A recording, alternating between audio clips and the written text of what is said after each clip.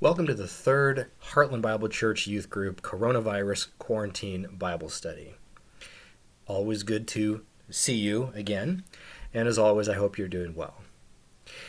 You know, we all have a lot of questions these days, or at least I know that I do. How much longer are we going to have to stay home? When am I going to get to see my friends again? How many Pop-Tarts can one person eat in a single day? Well, the most important question that you or I or anyone can ask is this: who is Jesus Christ? And what does he ask of me? You know, people have been asking this question for 2,000 years, and it's just as important today as it was all those many centuries ago. In fact, it's a question that Jesus himself asked his followers, his disciples, in Mark chapter 8. Jesus and his disciples were walking through the countryside on their way to some villages so that Jesus could heal sick people and teach God's good news. And as they walked along the dusty roads, Jesus suddenly asked them a very interesting question. He asked them, "Who do people say that I am?" Have you ever wondered what people think about you? I know that I do. I hope that people think good things about me. I hope they don't think bad things. Well, Jesus' question was more than just curiosity after all. Jesus was the Son of God. He already knew what people thought about him. He asked this question so that his disciples would have to think about it, would have to think about an answer to that question. And here's what they said. When Jesus asked, "Who do people say that I am?" they told him, "John the Baptist," and others say Elijah, and others, one of the prophets. These were all things that people were speculating, were guessing about Jesus. And these are very interesting answers. John the Baptist, we talked about him a little in Bible study. John the Baptist was a great prophet of God who had told the king directly that the king was committing a terrible sin. And so the king, enjoying that message so very much, gave John riches and wealth. No, that's not, of course, what happened. The king was very angry, and he had John's head cut off.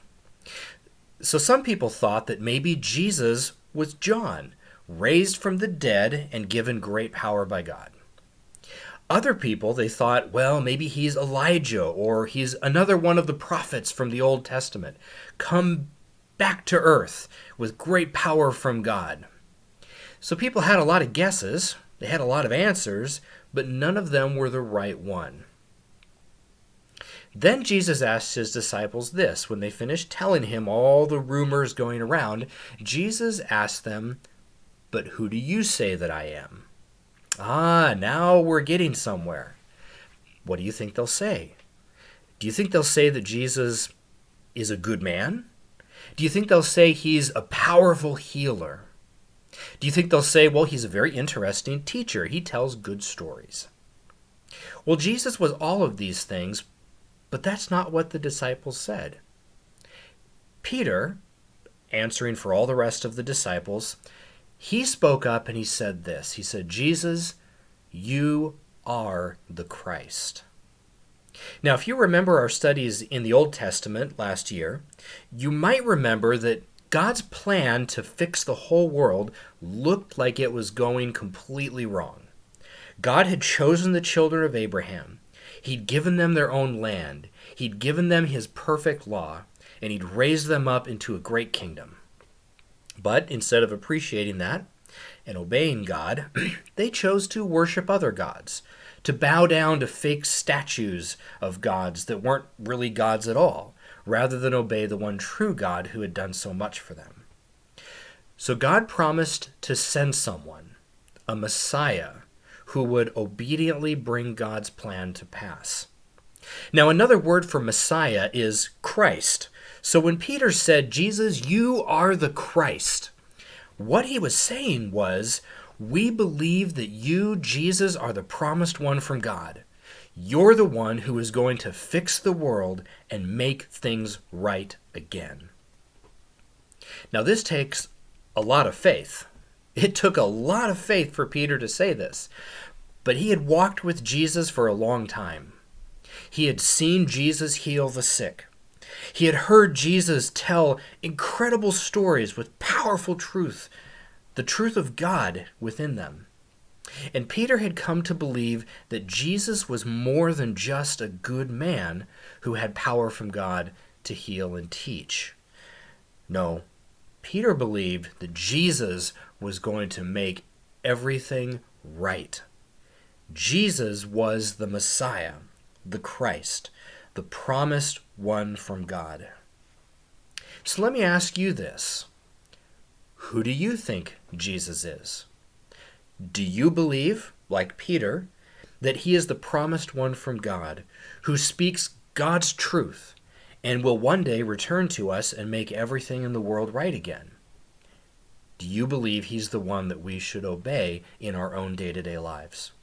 Or do you think Jesus is a really good man, and maybe he had the power to heal and teach and do some, and he had some nice things to say, but we can just make up our own minds whether or not we want to obey him.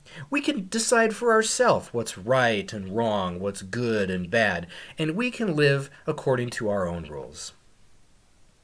I want you to think about this question as you go through the next week. Listen to the things coming out of your mouth. Listen to the things you say. Think about the things you do. Think about the things you watch. Think about the jokes you tell. Think about how you talk and act to the people around you. And then ask yourself, who do I think that Jesus is? Am I living in a way that proves that I really believe he was sent by God to lead us to God? Or am I living my life in a way that proves I don't really believe any of that stuff? I just want to live by my own rules. I just want to have a good time and live my life the way I want. You know, the Bible says that all of us have sinned. That means we've gone our own way without caring what God thinks.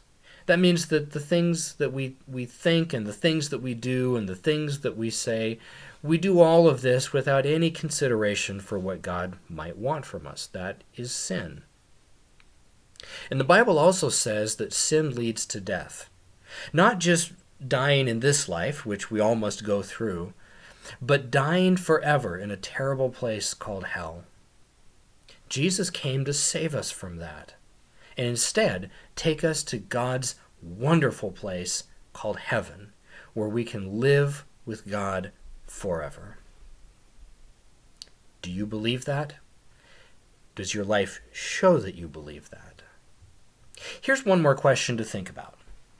How would you feel if Jesus were here today and he looked at you and he said, "Get away from me, Satan"? How would you feel if Jesus said that to you? I think I would be pretty worried that there might be something seriously wrong with me. Well, next week, we're going to talk about a time when Jesus said those very words, not to one of his enemies, but to one of his best friends. Come back next week to hear the story. Until then, stay safe and God bless.